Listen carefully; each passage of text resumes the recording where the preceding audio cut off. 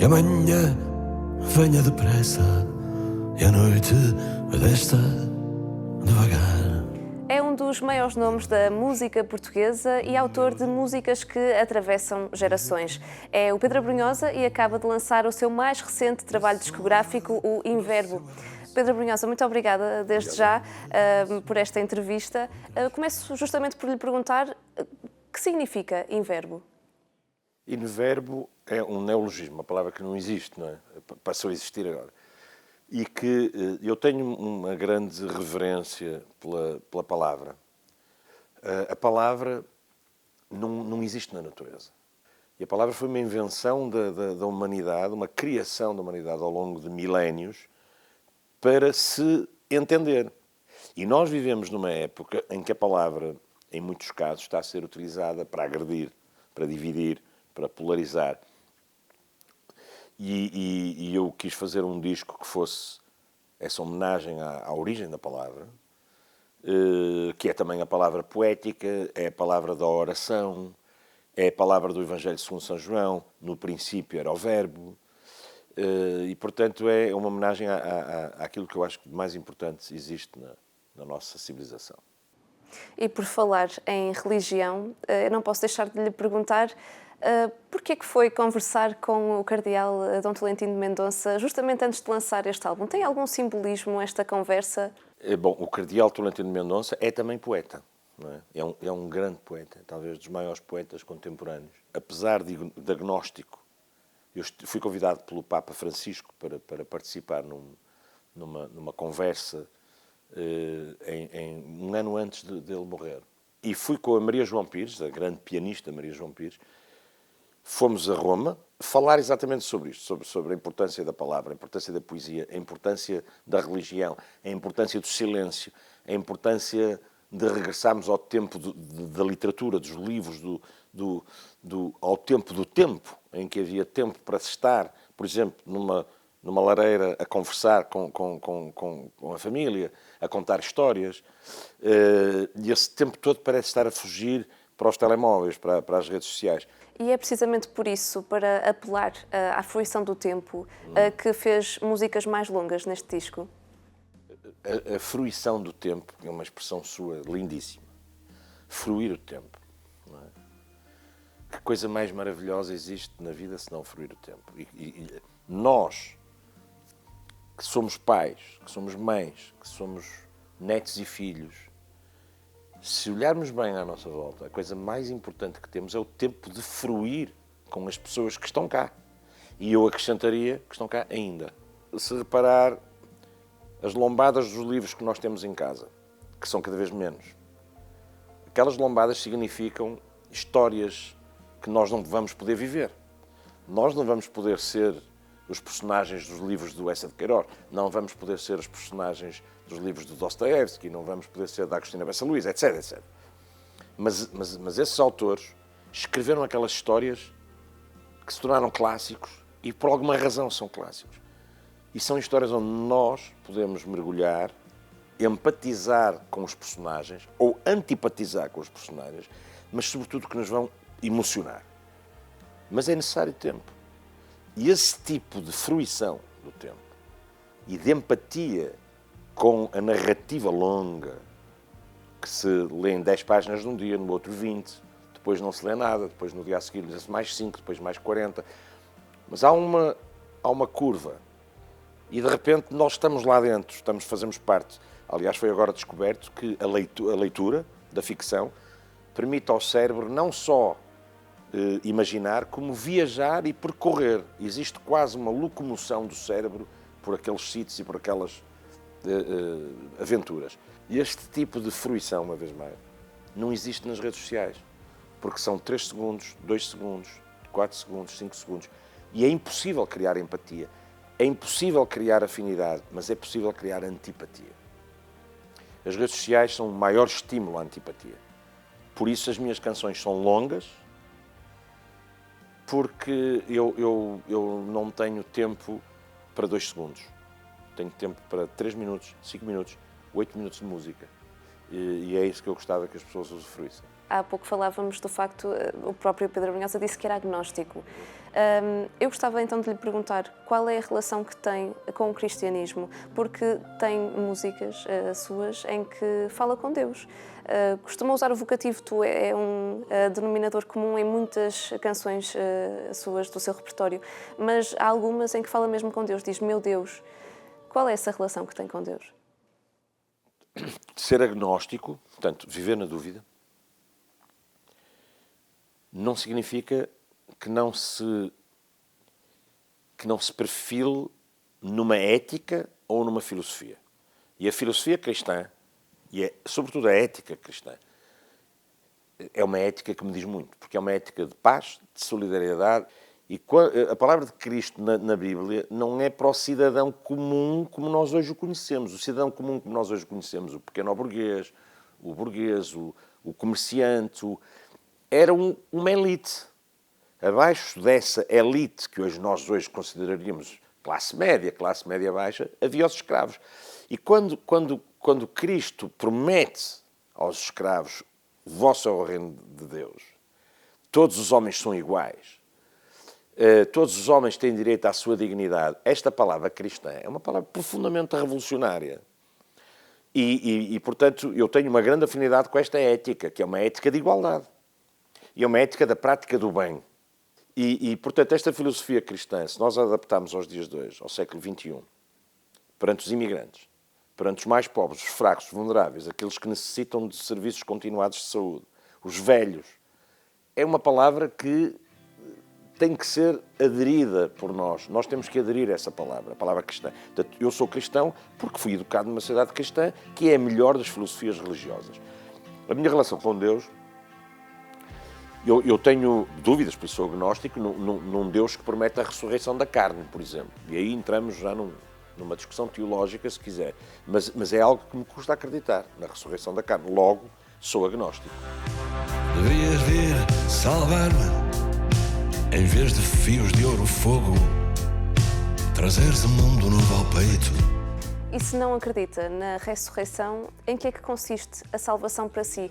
É um termo muito usado também nas suas músicas. Aliás, neste novo álbum temos a Devias Vir Salvar-me e, salvo erro, também tem uma canção que se chama mesmo Salvação, não é? O que é que significa para si? Há bocado eu não lhe respondi. Aquela oração, meu Deus, é uma canção que eu escrevi para um amigo meu que perdeu a sua filha.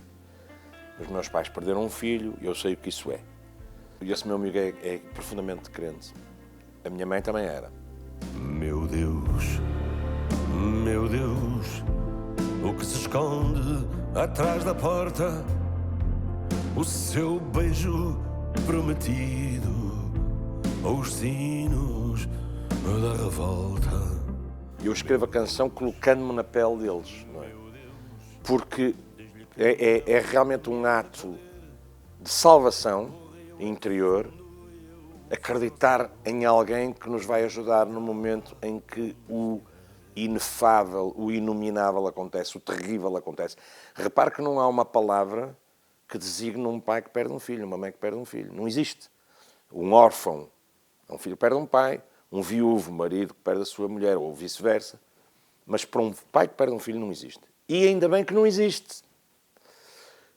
Porque seria a banalização de uma situação, não é?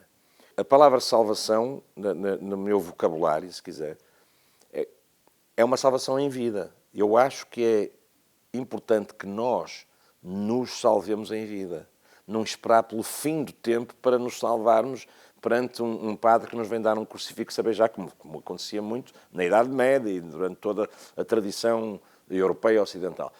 Durante a vida, a prática do bem, e quando se fala do bem, fala-se de bem comum, não é? Querer tanto o bem aos outros, há bocado falámos da ética cristã, que é querer bem aos outros, não é? Isso é uma forma de nos salvarmos, não é? É cumprirmos-nos enquanto cidadãos e cumprirmos enquanto seres humanos. Em relação ao que disse sobre esta primeira canção deste último álbum ser sobre a história do seu amigo que perdeu um filho, isto é um exercício de empatia que faz. Coloca-se na pele dessa pessoa ao escrever esta canção? Sim, eu fiz isso várias vezes. Essa voz é dele, é a voz dos meus pais. Olha que eu tenho feito essa canção ao vivo, é impressionante, chocante, a quantidade de pais que perderam filhos. É chocante.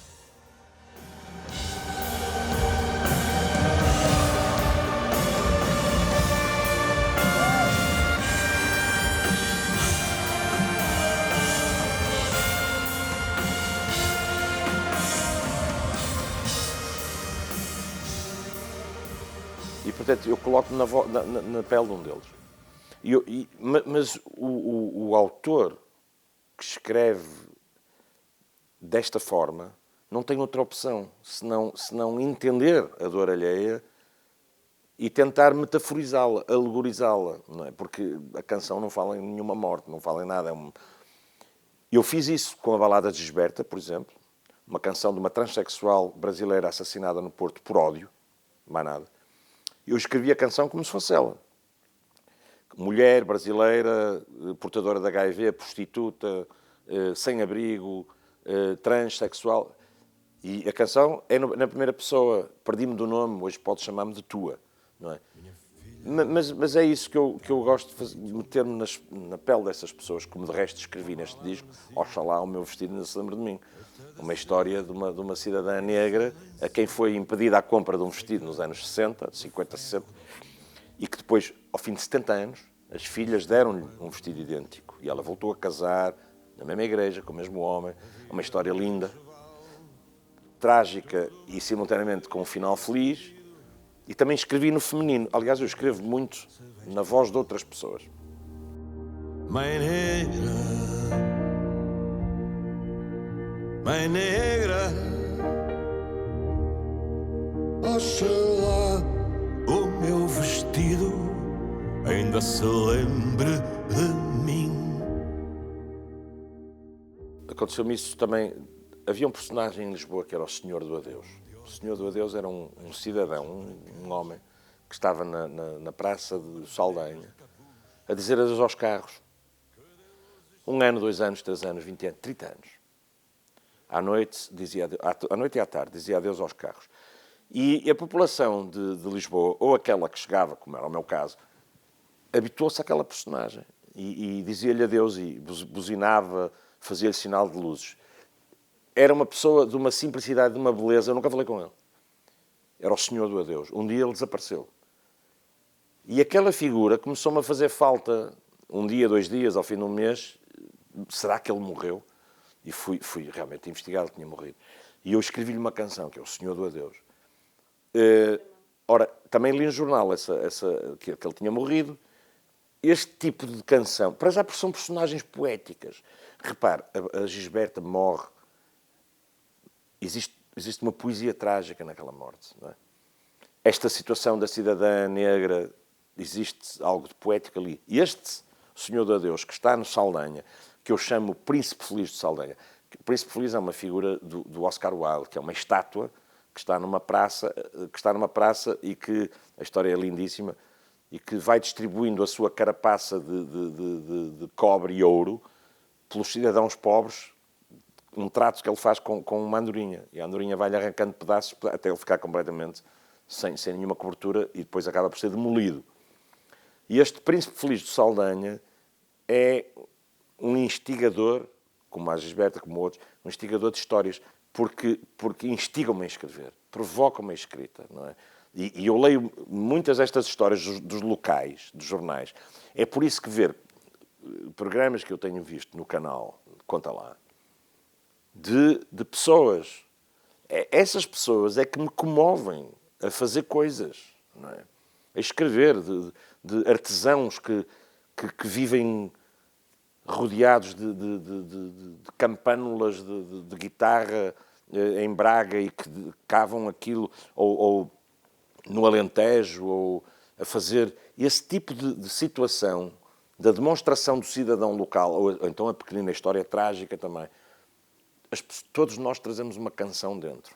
Todos nós trazemos uma canção. Há quem traga muitas canções dentro. Eu apenas vou lá tentar escutá-las, não é?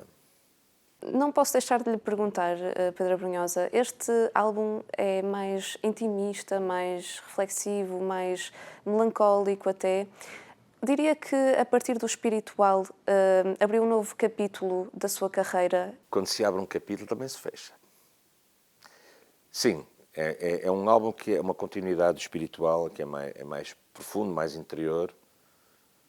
Se olharmos para trás, a canção Momento, por exemplo, uma espécie de céu, um pedaço de mar, a canção Se Eu Fosse No Teu Olhar.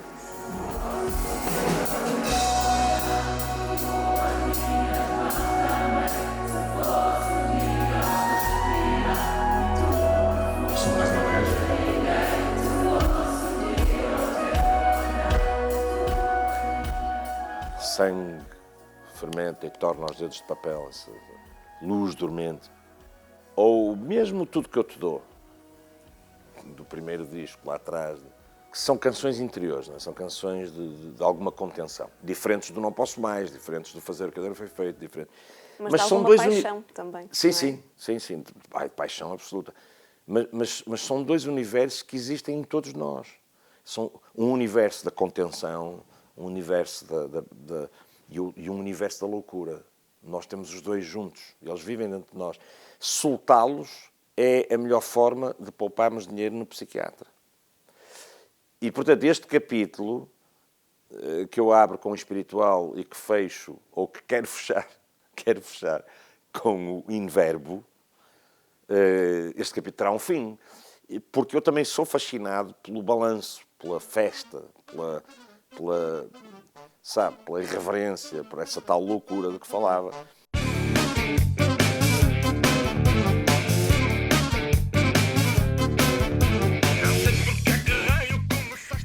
Sou fascinado por isso e os meus espetáculos ao vivo têm sempre isso. Sempre. Têm sempre essa dualidade. Pôr as pessoas a saltar, a dançar, a curtir, permita-me a expressão. Mas também pôr as pessoas a pensar. Sou só uma ilusão. Não tenho mal em mim. Não tenho mal em mim.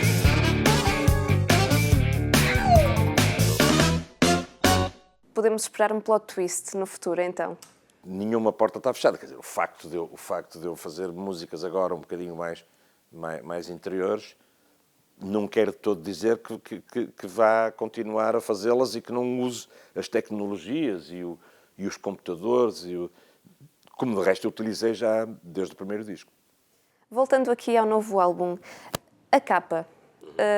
Vemos ali um indivíduo solitário, não é? No meio de névoa, misticismo até. O que é que há nessa capa que esteja espelhado nas canções que compõem esse álbum? A capa é uma fotografia fascinante. Eu gosto muito daquela fotografia. É assim uma espécie de... A palavra é essa, névoa, neblina. Existe ali quase uma impressão, uma capa impressionista, se quiser. O disco é um disco impressionista, não é? Um disco de ambiente. Fica também uma névoa, uma neblina dentro, não é? Quando se ouve o disco. E, portanto, existe uma coincidência entre esses dois vetores, visual e audível. É a capa de um indivíduo sozinho no meio do... É a capa de um pregador. É a capa de um... É o Pedro Brunhosa? Uma imagem... Naturalmente que existe uma transposição, se quiser, de mim para aquela personagem. Mas porque existe algo em mim de extremamente solitário. Existe. Quer dizer, quem me vê no palco acha que, se calhar, eu acabo o palco e vou fazer festas. Não há nada de mais errado, é ao contrário. Eu tenho uma vida até muito asceta, muito fechada, muito espartana, sou muito rigoroso comigo próprio, rodeado de livros e de natureza. E, portanto, aquele personagem é uma projeção minha, permitam-me essa ousadia, não é? Porque estas canções são canções de uma certa solidão, não é? De um certo caminho na solidão. Só para parafrasear o cardeal Dom Tolentino, um caminho na solidão, ok. Todos nós o fazemos, porque todos nós temos uma cruz às costas e nem todos sabem dessa cruz, mas toda a gente a tem. Ou por uma razão familiar, ou por um problema pessoal íntimo, grave, ou de saúde, ou seja o que for.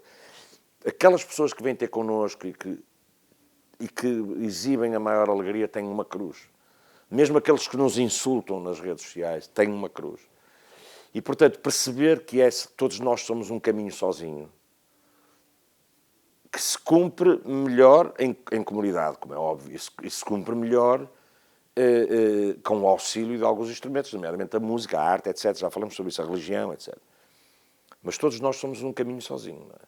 E Tolentino dizia, e bem, no seu último livro, que o caminho vem de encontro ao caminhante. É uma expressão belíssima, quer dizer, porque, ok, o caminhante vai, mas esta coisa de o caminho há de te encontrar. A salvação há de te encontrar, se quiser, não é? No fundo, no fundo. E, portanto, aquele personagem da capa há de encontrar uma solução para aquele caminho. Nas suas canções, como eu já referi anteriormente, depois acabámos por nos dissipar, escreve muito para um tu, não é? Sim. Há um Sim, vocativo constante, o tu. É uma pessoa real? É uma pessoa imaginada? Ou somos todos nós? Não, não. Não é uma pessoa real. Muitas das canções de amor, erradamente chamadas baladas, não são baladas. Podem ser canções de amor até de morte. Porque eu escrevi uma canção para o meu irmão quando ele morreu. Escrevi muito, escrevi um disco inteiro. E trato por tu. Não é? E, portanto, a projeção de um eu romântico, de um tu romântico, está errada. Romântico no sentido do amor romântico. A leitura múltipla que cada um de nós faz daquele tu é a grande vantagem da arte. É que cada qual a vê e a adapta à realidade que quiser. Mas o tu, esse vocativo que dizia muito bem nas minhas músicas, é um tu imaginado. Porque me coloco sempre como se fosse alguém que está a projetar. Portanto, aquelas personagens, a maior parte das quais são mulheres, são pessoas imaginadas, são relações imaginadas. Mas se quiser, é um simbolismo, simbolizam. Nós somos todos iguais perante o amor. Quer dizer, nós somos todos, transformamos todos em crianças quando estamos apaixonados. Portanto, quando eu imagino em frases, devias vir salvar-me, em vez de fios de ouro, fogo, trazeres um mundo novo ao peito. Eu acho que isto é bonito em si como poema e simboliza alguém que deseja alguém que não me venhas com cenas. Olha, traz um mundo novo para mim. Não é? Não precisas de vir de Ferraris. Tu é um tu que me acompanha desde sempre, como é o caso, por exemplo, do Tudo que eu te dou, que tenho 30 e tal anos, já era assim.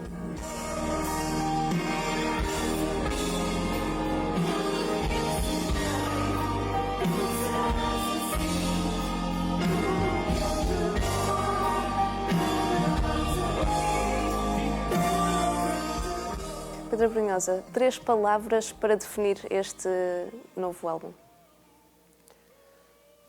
Silêncio,